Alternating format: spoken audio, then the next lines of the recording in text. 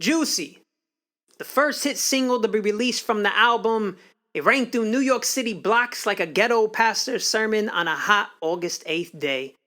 No coincidence, I met you in summertime where things are unforgettable. You had careless curls, Caribbean brown skin, you wore a skirt, with sneakers, showing me you were classy but had a little 9-4 gutter Brooklyn hip hop in you just the way I like it. Your walk was a sample to the bass line of this classic record, The Streets, acted as speakers to play the greatness of your nervous footsteps. All day we popped shit to each other.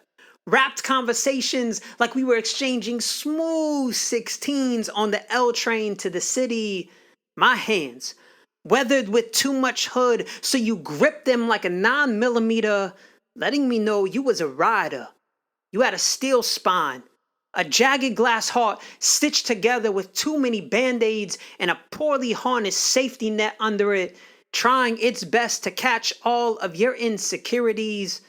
My ruggedness let you find safety and protection in my words like they were packing gats and stuff when I told you, it's all good, baby, baby. With confidence, I looked at you, told you you're not going home tonight. Well, spread love, it's the Brooklyn way. I watched you be carefree, magical, and forget the trauma of your last relationship. As your Latina hips swayed the suavemente, soca, and dance hall, we drank too much brown water that night. Our laugh became iconic like a Funkmaster Flex bomb drop descent. You engineered into my sheets made my bed feel not so empty long after you left. Big Papa. It had been months since our first hit single. We had found ourselves in the Lower East Side, and you were the gal I was with in the place with style and grace. I rocked grooves and made moves with you, mommy. And then I went to the back of the bar sipping Henny is where you found me. Clocking you, watching how the gap in your smile became a platinum record, you reaching the #1 spot on all of my charts. We rendezvoused at the bar around 2. We hailed a cab.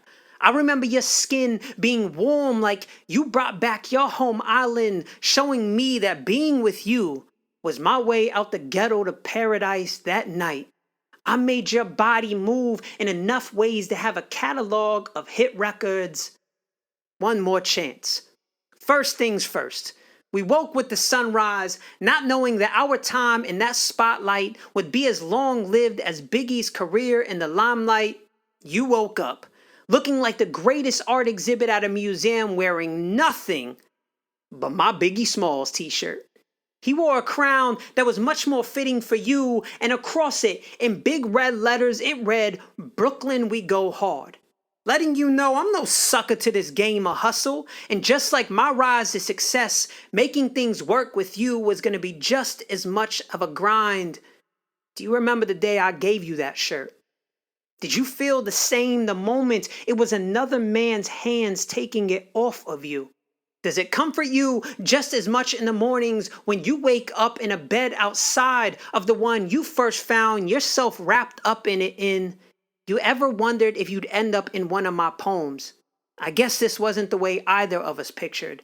One More Chance was Biggie's third and final single before his death. This mimics our story.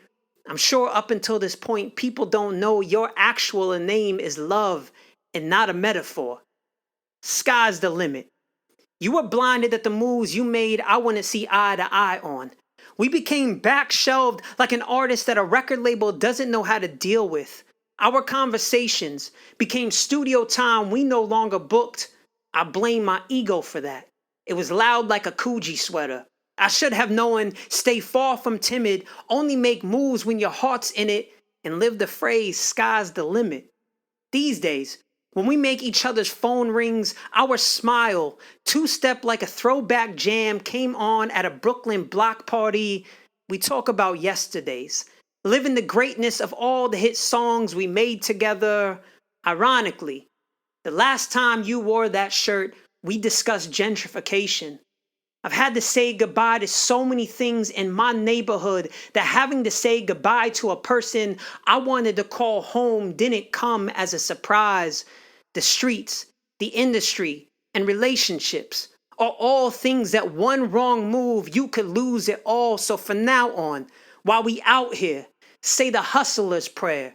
If the game shakes me or breaks me, I hope it makes me a better man.